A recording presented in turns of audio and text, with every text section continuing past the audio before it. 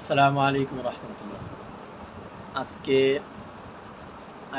ছোটবেলার একটা স্মৃতি। এটা কিন্তু আমার একলা না, সবার একটা ছোটবেলার স্মৃতি। অ্যা স ছোটবেলা না, বর্তমানে অনেকেই চলে যেরকম আমি করি।